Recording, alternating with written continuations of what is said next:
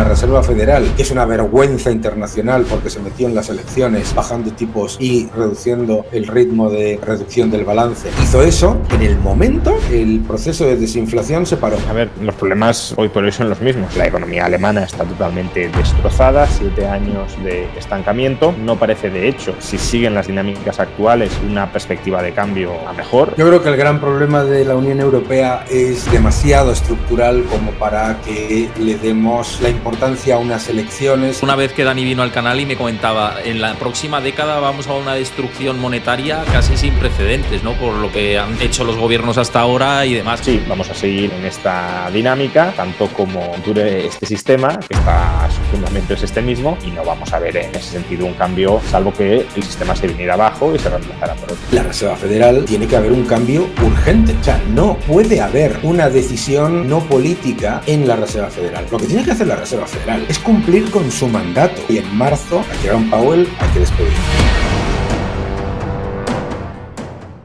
¿Qué tal? Muy buenas a todos, ¿cómo estáis? Bienvenidos a este nuevo vídeo podcast. Ya vamos por el capítulo 13 para ver y discernir, ¿no?, cuál puede ser la cartera perfecta, viendo los esquemas económicos, cómo está la economía, hacia dónde nos dirigimos, los riesgos que puede haber y, bueno, pues saber desde el punto de vista de la inversión también qué se puede hacer viendo todo este contexto económico. Y hoy con dos invitados de lujo aquí en el canal, como son Juan Ramón Rayo, Daniel Lacalle. Los dos han venido asiduamente al canal y en la primera ocasión que están juntos, y seguro que podemos tener una charla fantástica por delante. Así que bienvenidos Juan Ramón y Daniel, y nada, ya sabéis que esta es vuestra casa siempre, así que seguro que pasamos un rato agradable, ¿no?, viendo cómo está el contexto. Muy bien, encantado, como siempre. Sí, un gusto. Como siempre, Héctor, un placer estar por aquí. Simplemente recordaros a todos, antes de comenzar, que a los que lo estáis viendo y os gusta, si os gusta este tipo de contenido, que apoyéis simplemente dejando vuestro like. No cuesta nada y es la manera de apoyar este tipo de charlas que traemos aquí al canal, así que dejad vuestro like y dejad vuestro comentario de qué os parece este programa, y por supuesto también suscribiros al canal si no lo conocíais el canal, además de suscribiros a los canales de Juan Ramón Rayo y Daniel Lacalle, por supuesto, que ellos también están súper activos en YouTube y, bueno, tenéis que seguirlo.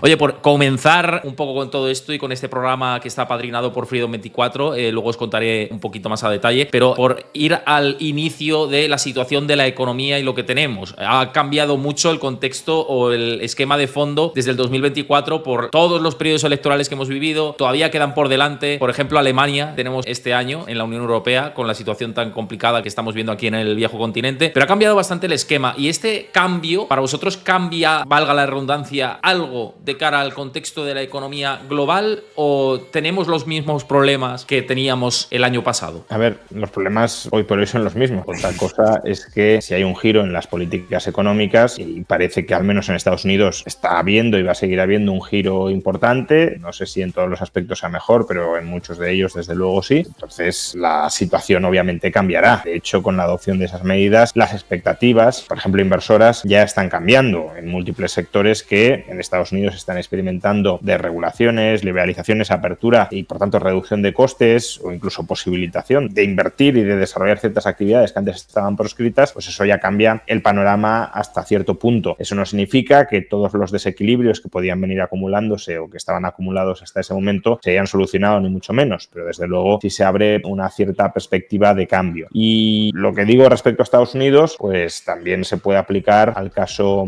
europeo y más en particular alemán. La economía alemana está totalmente destrozada, 7 años de estancamiento. No parece, de hecho, que haya, si siguen las dinámicas actuales, una perspectiva de cambio a mejor. El Bundesbank en sus últimas previsiones para 2026 y 2027 hablaba de un crecimiento exiguo inferior al 1% del PIB, prácticamente, por tanto, otro estancamiento de 2 años. Pero de nuevo, si hay un cambio de gobierno, que eso sí parece que lo va a haber, pero sobre todo un cambio de políticas bastante importante con respecto a las que se han seguido hasta la fecha, pues eso, claro, también podría cambiar el panorama en Alemania y en última instancia en Europa. Tanto estamos ante un momento de cambio político, de cambio de políticas económicas, y eso pues pone en cierto modo en suspenso algunos de los análisis económicos que, respecto a la situación económica anterior o a la situación hasta cierto punto en la que aún estamos, ¿no?, hasta que esas medidas terminen de aprobarse o de surtir efecto, pues estábamos haciendo. Sí, Daniel, un poco con esto que decía Juan, con respecto a economía tanto en Estados Unidos como en Europa, ¿cómo ves las dos regiones, digamos, las que más nos interesan, ¿no? Por cercanía una y la otra por líder mundial. Yo creo que el gran problema de la Unión Europea es demasiado estructural como para que le demos la importancia a unas elecciones en las que además el riesgo de que se utilice lo que ha pasado en Francia,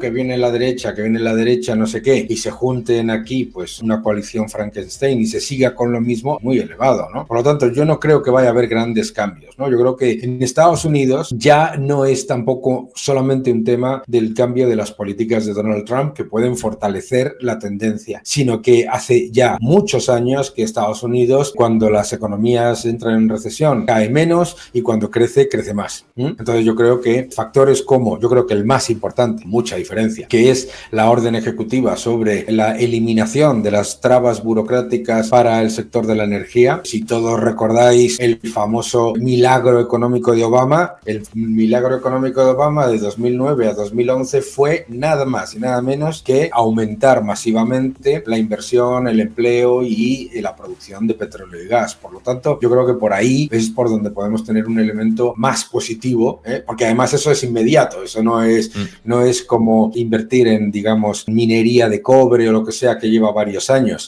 Tú pones una plataforma en el norte de Dakota y eso ya tiene un efecto inmediato sobre empleo y sobre producción y sobre crecimiento, por supuesto. Fíjate, con respecto a todo esto, siempre las dudas que están surgiendo ahora mismo en el panorama actual es que si hay más crecimiento económico, y el otro día lo hablaba con Juan independientemente, era a costa de que la inflación costase más controlarse, ¿no? Sobre todo los niveles que busca la Reserva Federal y los bancos centrales, ¿no? Que es el 2%. Teniendo en cuenta también ese gasto que han anunciado en inteligencia artificial y desarrollo tecnológico y demás, de 500.000 millones de dólares, esa parte, o quizá una parte que es el déficit que a lo mejor no se puede controlar en el corto plazo, puede generar que esta inflación tenga que venir acompañada con nosotros un tiempo más, ¿o cómo lo veis vosotros? Bueno, a ver, lo de la inversión de 500.000 millones, no olvidemos que es inversión 100% privada. Otra cosa es las inversiones complementarias que pueda tener que hacer Trump, si es que las hace, ya veremos. De momento solo ha prometido desregulación, por ejemplo, como bien decía Dani, en materia energética, que es algo totalmente crucial para que no haya un cuello de botella muy serio en el desarrollo de la inteligencia artificial. Y por eso, de hecho, los CEOs de las tres empresas implicadas, los tres dijeron que de no haber ganado Trump las elecciones no se habrían lanzado a invertir 500.000 millones de dólares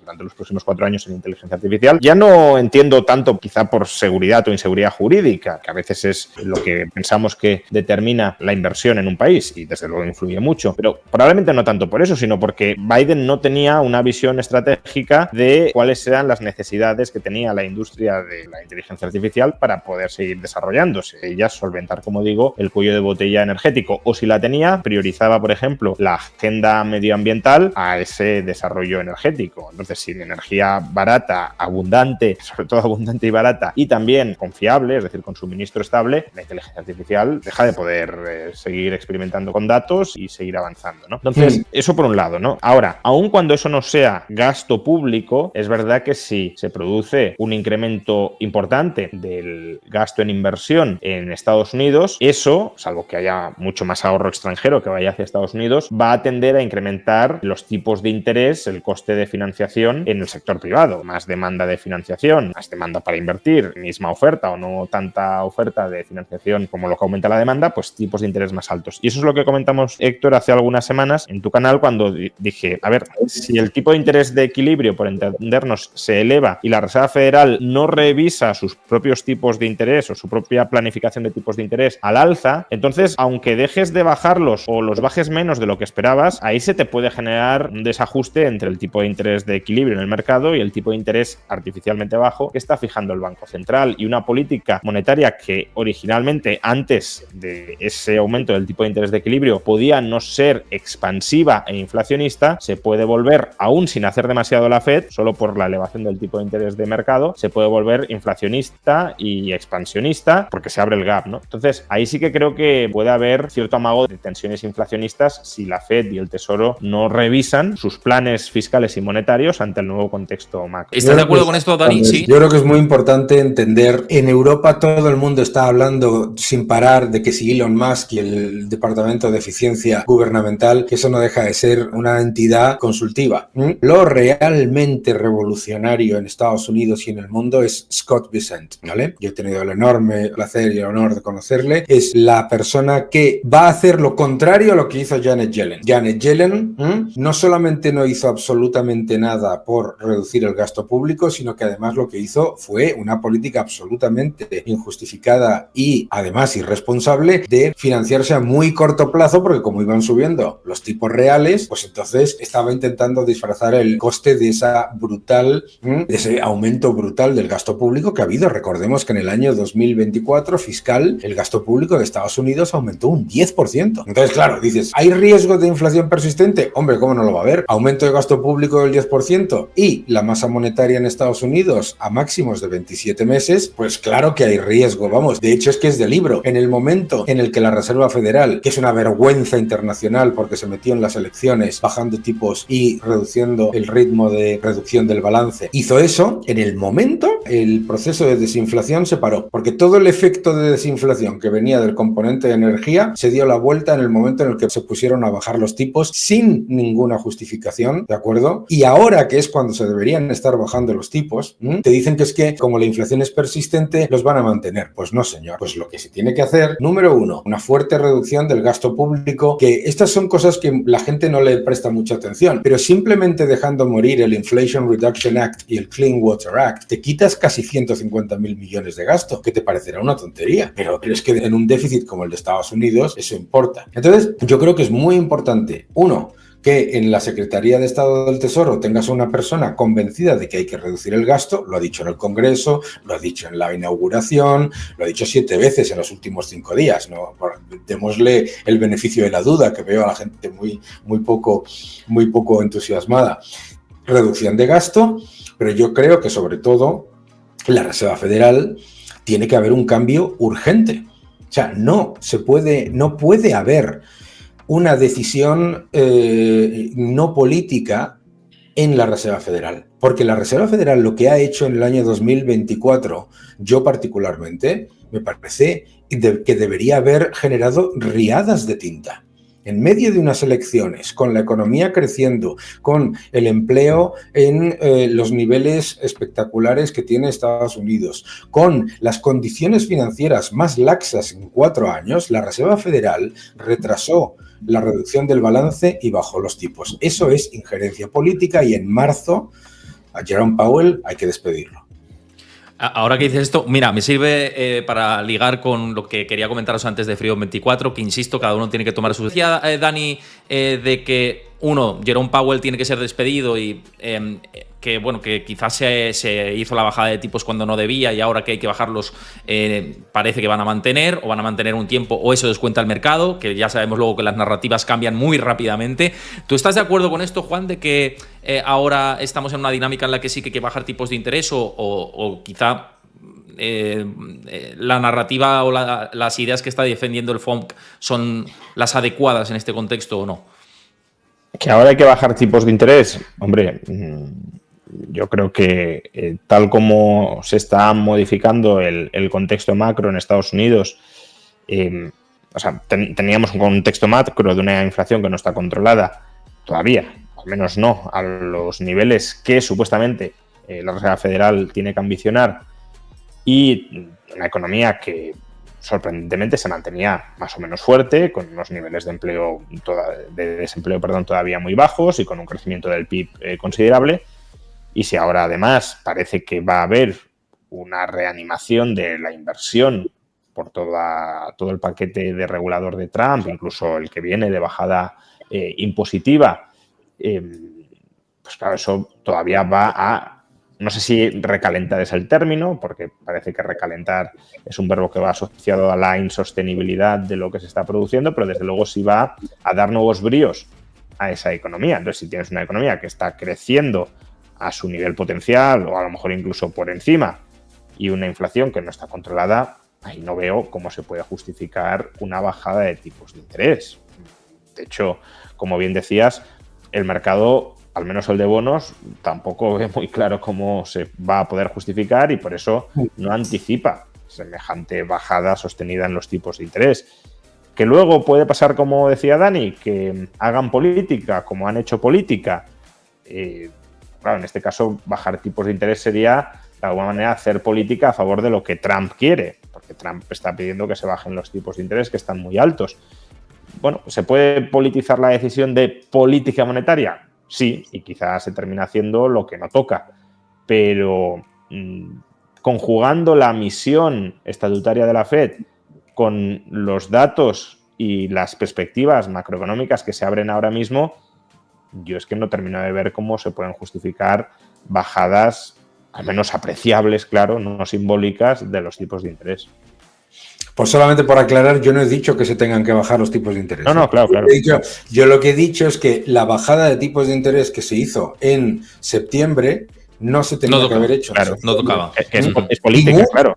Ni mucho menos la siguiente, y que cuando se tenían que haber llevado a cabo bajadas de tipos de interés era cuando, ahora que ya estamos viendo en los índices manufactureros, en los índices de empleo, en los índices de Michigan, etcétera, etcétera, que la economía está ya empezando a resentirse, ahí es donde se deberían haber llevado a cabo. Yo no digo que se tengan que bajar. Lo que creo que es importante... Que el timing, es... o sea, por matizar, que el timing no ha sido el adecuado, ¿no? Que se ha precipitado No. Yo lo digo porque como en este mundo en el que vivimos, parece que es que los bancos centrales son seres de luz que nunca se equivocan, menos mal que estamos nosotros tres, ¿sabes? Pero yo lo digo, ha sido una decisión no política, sino la decisión más política desde, oh sorpresa, la de Janet Yellen en la Reserva Federal en las elecciones en las que se enfrentaban Donald Trump y Hillary Clinton, de no subir los tipos de interés. Esto de la independencia de los bancos centrales se lo cree, bueno, otra gente que ninguno de nosotros nos la creemos. En cualquier caso, lo que yo digo es, lo que hace falta para reducir la inflación en Estados Unidos es muy sencillo y muy complicado a la vez. O sea, tú tienes que bajar el déficit del 6 al 3%. ¿Vale? ¿Por qué? Pues la economía norteamericana va a crecer alrededor del 4% nominal en el año 2025. Si bajas el déficit al 3%, baja la deuda, baja el ratio de deuda, la oferta de dólares se acompasa con la demanda de dólares, la inflación baja. Eso es lo que tiene que hacer.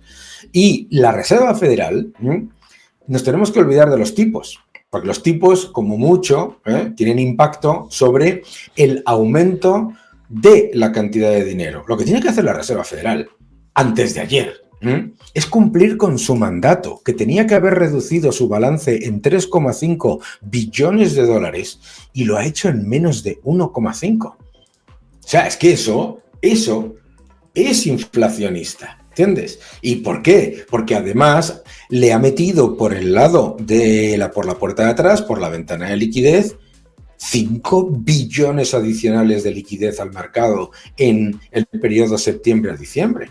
Por lo tanto, lo que yo digo simplemente es que la Reserva Federal, ahora que no se ponga a preocuparse por la inflación por el lado de los tipos, sino que se ponga a preocuparse por la inflación por el lado de eso que llaman la liquidez en nuestro entorno, que es imprimir dinero, ¿no? Sí, Juan, con respecto a esto último que dice Dani, la parte de la liquidez, ¿te parece un foco de preocupación también claro? Bueno, a ver, al final es que está conectado, ¿no? Porque, claro, si tú inundas el mercado de liquidez y no la drenas, la forma que tienes justamente de controlar la inflación es a través de los tipos, es pagándoles a los bancos para que mantengan esa liquidez esterilizada en depósitos dentro del Banco Central. Justamente, si tú quieres de alguna manera que los tipos tengan una cierta autonomía a la hora de influir en la política monetaria, desconectada de las reservas de liquidez, tendrías que haber drenado mucha más liquidez, pero si te mantienes en un sistema de reservas amplio, pues es que, claro, están los bancos nadando en liquidez y la única forma que tienes de moderar su ánimo prestamista es a través de los tipos de interés, pagándoles para que no presten en última instancia, ¿no? Entonces sí, ahí ha habido una asignatura pendiente, yo creo que por parte de ambos bancos centrales, tanto de la Fed como del Banco Central Europeo. El Banco Central Europeo ha sido más explícito que la Fed a la hora de decir que quiere volver a un régimen de reservas estrecho, que quiere drenar liquidez, y no lo ha hecho, o no lo ha hecho suficientemente. La Fed también dijo que iba a drenar reservas y tampoco lo ha hecho. Se mueven cómodos en este sistema de reservas amplio, pero es un sistema que tiene costes, porque claro, les tienes que pagar una 1.000 millonada a los bancos anualmente para que mantengan esas reservas que tú has inyectado quietas, para que no les sirvan de base de liquidez como para expandir su cartera de préstamos. Y eso tiene implicaciones también sobre el déficit fiscal. Aunque no lo incluimos como tal en el déficit fiscal, esto es lo que en Argentina llamaríamos, o lo que se llamaba en Argentina, déficit cuasi fiscal, que al final es déficit, es creación monetaria para remunerar los intereses que les pagas a los bancos para que no utilicen como base de liquidez las reservas para prestar. Y el déficit fiscal o cuasi fiscal tiene una influencia sobre la inflación. Cuanto mayor sea el déficit fiscal y cuasi fiscal, mayores son las tensiones inflacionistas. De ahí que sí sería muy deseable normalizar el balance de los bancos centrales reduciendo ese exceso de liquidez y no depender tanto del abono de intereses a los bancos para que mantengan quietas sus reservas. Y eso es una tarea que está pendiente desde hace una década, casi una década, porque desde que la Fed dijo que iba a empezar a normalizar su balance antes del COVID, luego, claro, con el COVID lo aparcaron y lo volvieron a multiplicar y luego que lo iban a volver a normalizar y sí, hombre, algo ha caído el balance, pero no tanto como se había dicho que sucedería ni como sería deseable que sucediera. Es que es más, me acuerdo una vez que Dani vino al canal y me comentaba, en la próxima década vamos a una destrucción monetaria casi sin precedentes, ¿no? Por lo que han hecho los gobiernos hasta ahora y demás. Pero esto, con las nuevas políticas que se pueden ir aplicando, ¿podría haber posibilidad de revertirse? ¿O no hay manera de evitar esa destrucción monetaria en camino? No hay manera de evitarla, primero porque no quieren evitarla, porque claro, no hay ningún gobierno de la mayoría de las economías, podemos hablar sobre la reducción de gasto de Estados Unidos, pero seguirá siendo un gasto elevado, pero no hay ningún gobierno que tenga la más mínima intención de reducir sus compromisos financieros porque los puede diluir en una moneda que cada vez vale menos, pero sobre todo porque a mí no me importa la deuda que ya se ha emitido y el déficit del año pasado. A mí me importa los compromisos financieros que ya se han comprometido y que no están financiados, ¿de acuerdo? Y eso, en el caso de Estados Unidos, es prácticamente el 100% del Producto Interior Bruto, y ya si nos vamos a la Unión Europea, en el caso de España es el 500, en el caso de Francia es el 400, en el caso de Alemania es el 300% del Producto Interior Bruto. Por lo tanto, todo eso es dinero futuro que se va a tener que emitir en economías que, excepto la de Estados Unidos, no crecen. Y no es que no crezcan ahora porque es que hay que ver, fíjate, que no sé qué, sino que es que en el año 2019 Alemania estaba en estancamiento, Francia estaba en estancamiento, Italia estaba en estancamiento, ¿no? Y todo en medio de un enorme plan de estímulo. Por lo tanto, yo creo que es que eso es no inevitable, es que políticamente no lo quieren hacer. Con respecto a esto, Juan, tú estás en la misma sintonía. ¿Crees que vamos a ese ciclo en el que cada vez nuestro dinero va a ir valiendo menos y que a los gobiernos les va a interesar pues esa espiral de deuda y empobrecernos al final, ¿no? Aumentar la brecha de la pobreza cada vez más? A ver, en eso siempre han estado los gobiernos, o sea que tampoco es que sea no es sorpresa, no sorpresa ninguna. Una sorpresa inesperada, ¿no? De hecho, en la década anterior, cuando no eran capaces de generar activamente... Uy, me parece que se ha cortado... se ha cortado la línea. Se ha cortado, sí, Juan. Yo creo que mientras se recupera la línea de Juan, que ha sido cortada por algún gobierno, decirle a la gente que no está, que lo que seguro que iba a seguir diciendo Juan y lo que estamos diciendo es simplemente algo muy sencillo. O sea, es políticamente muy atractivo para los gobiernos emitir toda una cantidad de promesas, que eso es lo que hacen, ¿no? De futuro, y eso que llaman derechos, y hacerlo de manera que luego pues se repaguen, que se pagan con unas unidades monetarias que cada vez valen menos. Y eso es lo que han hecho siempre y ahora más que nunca. Creo que Juan ya ha vuelto. Estaba cubriéndote aquí de... Sí. Disculpad porque no sé qué ha sucedido, se me ha cerrado todo de repente. No, decía que de hecho durante la década pasada, cuando no eran capaces de generar de manera activa y visible inflación, pues había una cierta preocupación en el establishment político, ¿no? El mensaje no era qué bien estamos sin inflación, sino que era a ver cómo conseguimos generar una cierta inflación. Por tanto, claramente los políticos están cómodos con la inflación. No con una inflación desbocada, esto también hay que decirlo, porque una inflación desbocada al final es el descrédito de los pasivos del Estado y por tanto incluso les dificulta su capacidad de financiación, pero una cierta inflación, 2, 3, incluso 4% al año, que no se autoagrave a sí misma, es muy cómoda porque no deja de ser una quita periódica a los pasivos del Estado soportada por sus acreedores. Por tanto, si esto lo pueden mantener, desde luego que lo van a mantener. Y dentro del sistema monetario actual, basado en la deuda, en los pasivos del Estado, y que es una deuda además inconvertible en última instancia, ¿no? Porque la moneda fiat no es directamente convertible en ningún activo real, es muy complicado evitar que esto suceda. Entonces, sí, vamos a seguir en esta dinámica, tanto como dure este sistema, que su fundamento es este mismo, y no vamos a ver en ese sentido un cambio, salvo que el sistema se viniera abajo y se reemplazara por otro. Pivotando un poco a Europa, que lo hemos comentado al principio y bueno, hemos hecho alguna referencia más, pero y que veíais que la situación era muy complicada, pues Alemania lleva 2 años consecutivos en recesión técnica, ¿no? Con crecimientos del PIB en negativo. Francia, hemos conocido, ¿no? Los últimos datos de PMI también que siguen pues ahondando, ¿no? Esa posibilidad, tonteando con la recesión y bueno, pues en general Europa está en unos niveles de estancamiento, no hay ninguna firma de análisis que diga que vaya a haber un crecimiento importante, la obsesión con la regulación pues nos está lastrando al final en muchos conceptos de pensar que podemos tener o generar un crecimiento sostenible en el largo plazo, ¿no? ¿Cómo veis al final la situación de Europa? Lo habéis dicho antes, que es bastante negro en el corto plazo, pero ¿de esta se puede salir de alguna manera o qué horizonte le vislumbráis si vamos por este camino, ¿no? Que al final es algo que nos preocupa a todos? Bueno, yo creo que es muy claro, ¿no? Yo creo que no podemos entrar en muchos debates.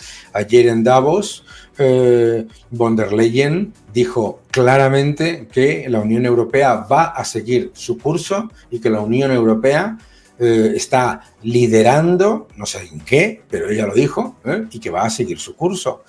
Por lo tanto, no podemos esperar de cambios en Francia o de cambios en Alemania, grandes cambios en el resto de la Unión Europea, porque la Unión Europea se ha conformado como un sistema de incentivos perversos. Ahora mismo España se pone detrás de Francia y no genera riesgo porque el gran problema es Francia. Pero claro, el gran problema es Francia, que es un país que lleva 3 décadas en estancamiento, que tiene un elevadísimo déficit, una deuda incontrolada y un Estado descomunal con unos impuestos altísimos.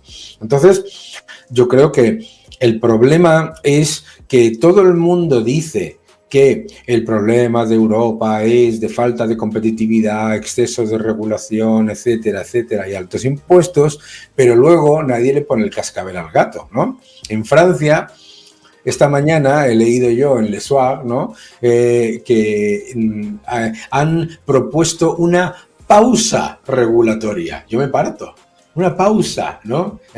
Porque como la economía va muy mal, pues claro, vamos a parar un poquito, ¿no? Pero claro, cuando se habla de pausa, no nos damos cuenta de que se mantienen todas las barreras anteriores. Por lo tanto, la Unión Europea tiene todos los ingredientes para ser un agente económico de crecimiento y de oportunidades, pero obviamente sus problemas son autoinfligidos. Vuelvo a repetir, porque todo el mundo en el establishment te dice, hombre, no, es que todo esto es por la guerra de Ucrania. ¿Qué que en 2019 ya pasaba y estábamos en medio del plan Juncker y con lo que se suponía y con tipos nominales negativos, ¿no? Sí. No, es que, Juan, sí, perdón. No, sí, que, a ver, la situación de Europa en general yo creo que es muy mala, más allá del clarísimo estancamiento casi recesivo en el que se encuentra ahora mismo. La trayectoria en las últimas décadas ha sido decepcionante, sobre todo comparada con Estados Unidos o no digamos ya otras economías emergentes. Y ahí no parece que vaya a haber ningún tipo de cambio. Es decir, Europa puede salir de este estancamiento cuasi recesivo. Sí, puede salir crecimientos del 1, del 1,5, no es imposible, ni mucho menos que suceda, porque además, en la medida en que en otras partes se desarrollen nuevas tecnologías que aumenten la productividad y tú las incorpores, aunque sea tarde e incompletamente, pues eso te va a ayudar a crecer. Pero lo de estar en la vanguardia del incremento de la productividad global y, por tanto, la elevación acelerada de los estándares de vida, de momento no se ve. Y, de hecho, muchas de las políticas que está tomando Europa prácticamente su totalidad, no han ido encaminadas a revertir el estancamiento de décadas en el que está metida. No es que hayan dicho, como con el informe Draghi, ¿no? No es que hayan dicho, oye, vamos a hacer un análisis, ¿qué está fallando aquí? Falla la sobreregulación que está matando a Europa, pues vamos a desregular. No, al contrario, como mucho, como decía Dani, una pausa regulatoria, pero lo normal, lo común, es que aprueben nuevas regulaciones a cada cual más dañina para el crecimiento económico. Entonces, claro, si estás en esa dinámica de seguir regulando, matando, por tanto, oportunidades de inversión, de incorporación de tecnología y de aumento de la productividad, pues lo que pasa es lo que es previsible que pase es lo que está pasando. Y además, ahora, ya lo comentamos en alguna otra ocasión, Europa se va a encontrar no solo con que no tiene capacidad o impulso interno para crecer, porque se lo ha matado a sí mismo, sino que además las políticas económicas aplicadas por Estados Unidos, que son políticas económicas, yo diría, hasta cierto punto hostiles hacia Europa, hostiles en el sentido de Estados Unidos prioriza su crecimiento y si puede quitarle capital, empresas, inversión a Europa, se lo va a quitar. Claro, esas políticas aún van a dañar más a Europa. Si Trump baja el impuesto sobre sociedades al 15%, como ha prometido que va a hacer y ha reiterado que va a hacer, bueno, una empresa que esté operando en Europa dirá, ¿y por qué no opero en Estados Unidos? Eso es lo que dijo Trump en Davos, ¿no? Que vengan todas las empresas del mundo a producir y a invertir en Estados Unidos, que las vamos a acoger con impuestos muy bajos. Si Trump consigue bajar significativamente el coste de la energía, que ya es más barato que en Europa, pues la brecha todavía se va a ensanchar más. Entonces, me voy a ir a Estados Unidos. Seguridad jurídica que mencionábamos antes, también mayor en Estados Unidos. Eliminación de otras trabas regulatorias que encarecen otros costes, no directamente vinculados con la energía, también, sobre todo si Trump sigue desarrollando su agenda, más bajas en Estados Unidos. Y para rematar, la política arancelaria, que no es algo que yo comparta, ni mucho menos, pero claro, eso también supone una especie de OPA hostil contra las empresas europeas. Si queréis producir y vender, o sea, si queréis vender en Estados Unidos sin aranceles, tenéis que producir en Estados Unidos. Por tanto, os tenéis que venir aquí. Entonces, cuando tú estás mal porque te has automutilado y tu vecino se vuelve mucho más atractivo que tú, o se coloca en mucha mejor forma que tú, tienes un problema muy serio si no te replanteas muy seriamente cambiar de rumbo. Y las élites europeas parece, al menos hasta el momento, que no se estén dando cuenta de lo que se nos viene, no a ellas, por desgracia, sino a los ciudadanos que las sufrimos, encima con su desnortada política económica. Es que fíjate, con esto me viene a la cabeza la famosa frase con estas políticas ultraestatistas de Europa, ¿no? Y el centrarse, no, impuesto al otro, impuesto a esto, impuesto a tal.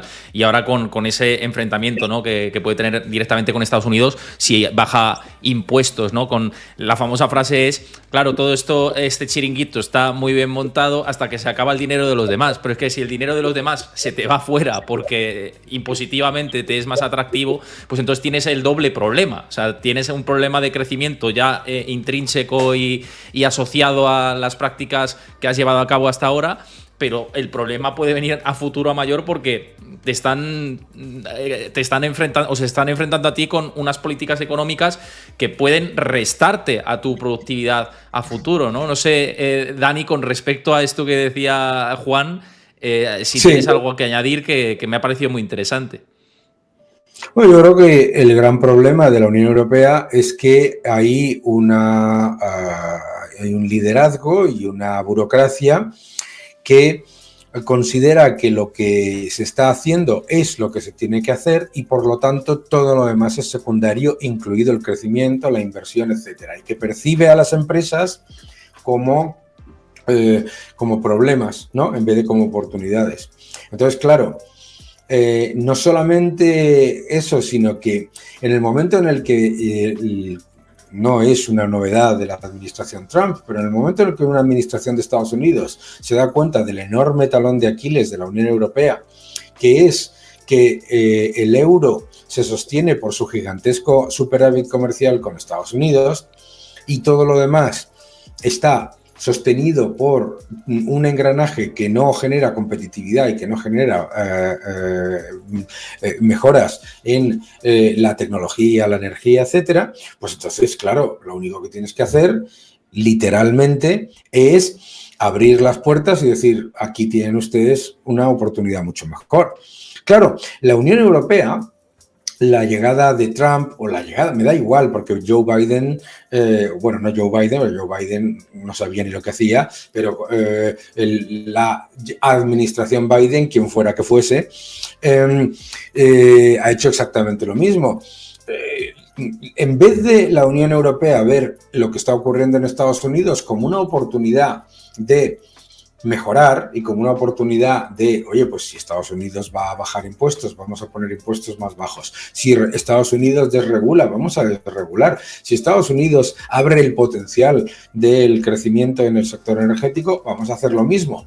Y sin embargo hace lo contrario, que es alucinante, porque yo he estado ahora con el gobierno de Serbia viendo las oportunidades que tiene en minería de litio y resulta que la Comisión Europea tan verde pone todo tipo de trabas y la política a la minería de litio, que es esencial, ¿no? Por lo tanto, yo creo que es que el problema de la Unión Europea es que va a aprovechar la administración Trump, como estamos viendo en Davos, bueno, ya no, como hemos visto esta semana en Davos, va a aprovechar para crearse el enemigo exterior, como ya hizo en el año 2016, que es, a partir de mañana, todos los que nos están viendo, que sepáis que todos los problemas que vienen en la Unión Europea van a ser por culpa de Trump. Número uno, cuando la inflación repunte, dirán que es por culpa de que hay expectativas de aranceles. Una estupidez. Cuando la economía no repunte, dirán que es por culpa de la guerra comercial, etcétera, etcétera, etcétera. Es decir, en vez de utilizarlo como una oportunidad, se va a utilizar como siempre dice nuestro buen amigo Carlos Rodríguez Brown, que dice que el mejor amigo del hombre no es el perro, sino el chivo expiatorio.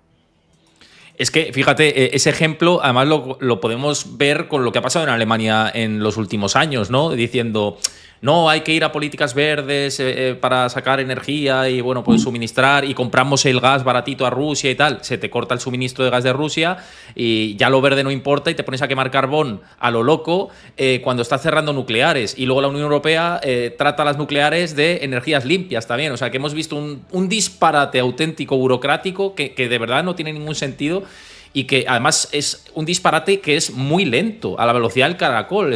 Son como burócratas que van poniendo sellos, pero a un ritmo de caracol. Estoy en desacuerdo, estoy en desacuerdo con una cosa, que son muy lentos.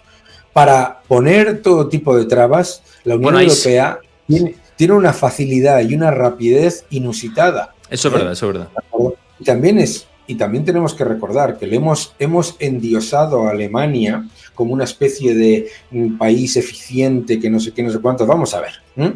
Decidir cerrar las centrales nucleares es un error, pero decidir cerrar las que te quedan en medio de una crisis energética sin precedentes, eso solo lo puede decidir un político alemán.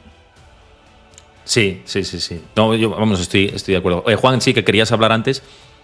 Sí, a ver, yo creo que hay que también contextualizar políticamente, ¿no? La Unión Europea para entender ese rumbo totalmente desorientado que está siguiendo.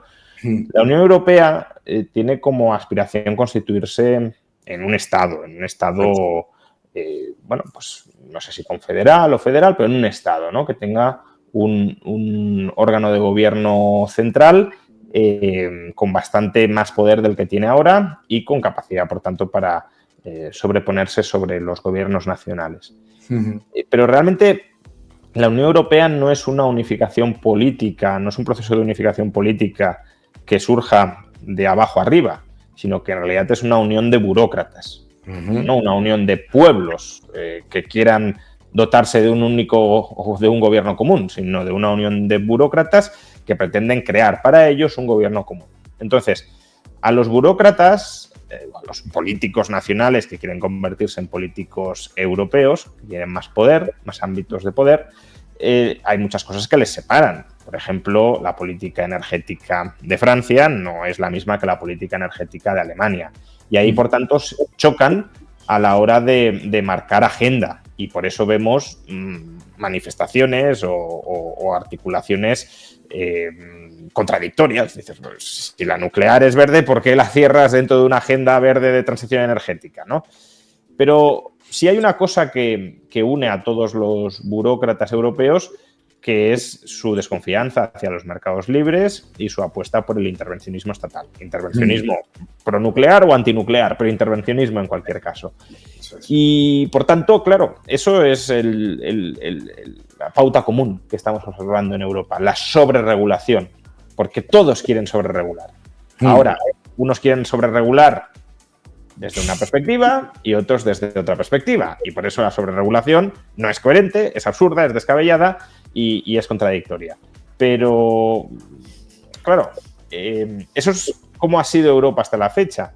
Ahí el problema para incluso el proyecto europeo, que yo no comparto, pero incluso para el propio proyecto europeo de construir un Estado común, se puede dar si dentro de algunos gobiernos nacionales europeos empiezan a emerger líderes políticos contrarios a esa sobreregulación, contrarios a ese estatismo rampante y que apuesten por una desregulación y desestatalización de las sociedades.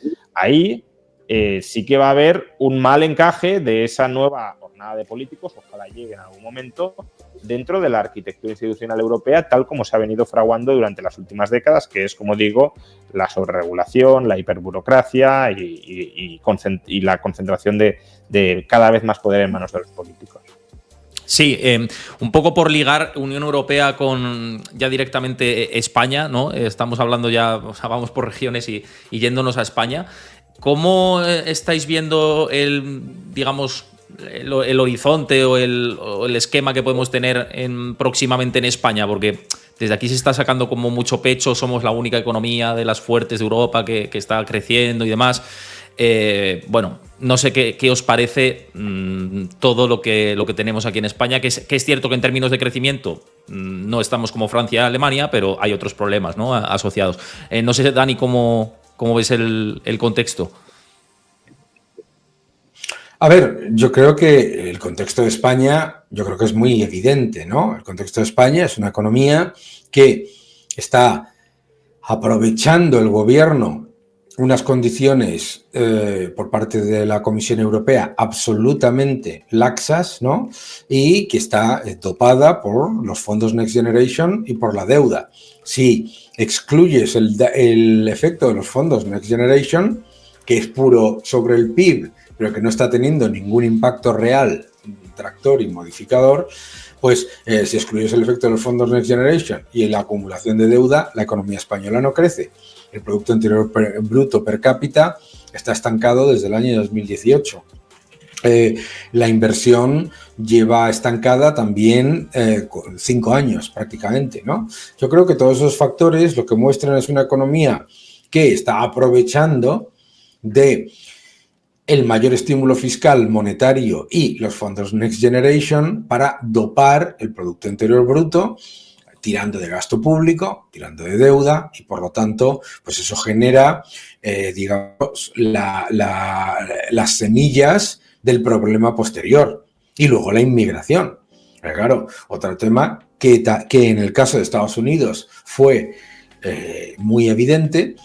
Se está haciendo, fíjate si lo piensas, la política económica en España está copiada de la que llevó a cabo Trudeau y la que llevó a cabo la administración Biden. Dopar el Producto Interior Bruto con gasto público y con deuda, dopar el Producto Interior Bruto con inmigración y destruir el entorno inversor para el sector privado. Entonces, yo creo que eso, vamos, nos lleva, a mí me recuerda al año 2003, cuando nos decían que Grecia era el motor de crecimiento de Europa. Un poco tu visión con respecto a España, Juan, ¿de acuerdo con esto que decía Daniel? Bueno, a ver, yo creo que hay dos tendencias que se unen, ¿no? Una, que después de la crisis subprime o crisis inmobiliaria y crisis de la eurozona, España experimentó cambios estructurales, que es verdad que fueron muy positivos. Por ejemplo, dejó de ser una economía con un fuerte déficit exterior a ser una economía con superávit exterior. Hubo un proceso de desapalancamiento de deuda privada muy intenso, hasta el punto de que aún hoy la deuda privada española está por debajo de la media europea, cuando antes estaba prácticamente a niveles récord. Y hubo una recomposición de la estructura productiva hacia sectores de más valor añadido que el de la construcción burbujística, ¿no? Y esas tendencias se han mantenido y le han dado una cierta capacidad de tracción a la economía española. Tracción escasa, eso es cierto, pero desde luego, digamos que en la década pasada se evitó que España pues, se convirtiera en Grecia.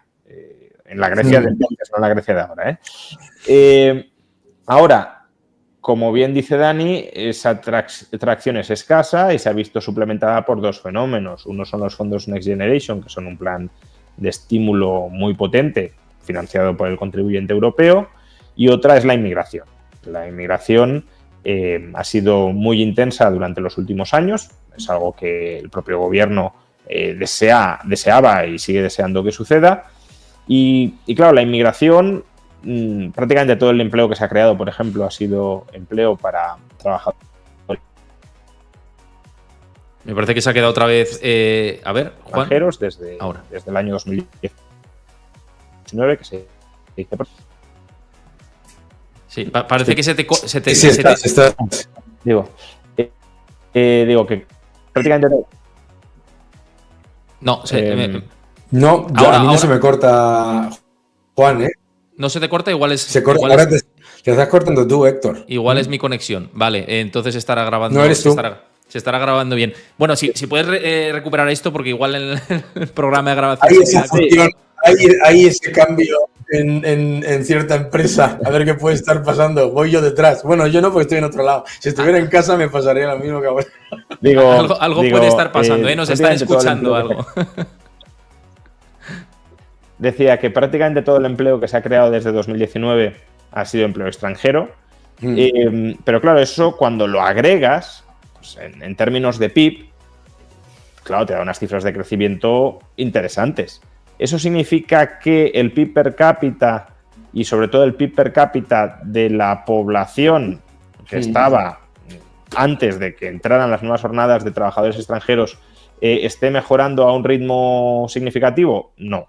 Y claro, así pues tenemos un modelo de crecimiento que es muy intensivo en incorporación de nuevos trabajadores al mercado laboral, de nuevos trabajadores que ni siquiera antes estaban en España, sino que los traemos de fuera, pero no de una elevación de la productividad y por tanto de la calidad de vida de los trabajadores locales. Y claro, decir que eso es un éxito, pues hombre, un éxito sería que cada vez más gente viva mucho mejor que antes. Y eso es lo que creo que en España no se está consiguiendo. Es verdad que el crecimiento del PIB tiene alguna repercusión positiva de por sí. Por ejemplo, el que seamos más personas en España trabajando y generando riqueza, pues reduce la deuda pública per cápita, digamos el denominador aumenta, y aunque el numerador no, bueno, crezca, pero no al mismo ritmo, pues te reduce la deuda pública per cápita, y eso es positivo para la solvencia del Estado español. Pero más allá de eso, también se generan otra serie de problemas derivados además o agravados además por la intervención pública, como el creciente precio de la vivienda. Si tú metes a 200 o 300.000 personas al año y no permites construir, se te van a disparar los precios de la vivienda, y eso empeora considerablemente la vida de muchas otras personas que dentro aspiraban a poder emanciparse. Y ya digo, ese modelo de crecimiento que tiene España en los últimos años es un modelo que no calificaría de exitoso, salvo que, claro, te estés comparando con países europeos que están fatal. Claro, si te comparas con los que están fatal y tu PIB crece, no tu PIB per cápita significativamente, pero tu PIB crece, pues dices, no, yo es que soy la repera. Es la repera porque los otros son un desastre. Bueno, yo creo que hemos hecho un resumen prácticamente de todo, y por no extendernos más, simplemente eso, daros las gracias por estar por aquí. Espero que hayáis estado cómodos, yo siempre es lo que pretendo, y que a la audiencia le haya gustado también, así que si os ha gustado, dejad ahí el like y comentario de qué os ha parecido, y suscribiros al canal, y por supuesto visitad los canales de Juan Ramón Rayo y Daniel Lacalle, que un placer teneros por aquí, a ver si pronto nos vemos. Agradecido. Un gusto. Nada, que Héctor, tengáis un gran día a todos. Gracias. Muchísimas gracias a todos, y nada, eso, nos vemos en el siguiente capítulo. Espero que os haya gustado y que así lo valoréis.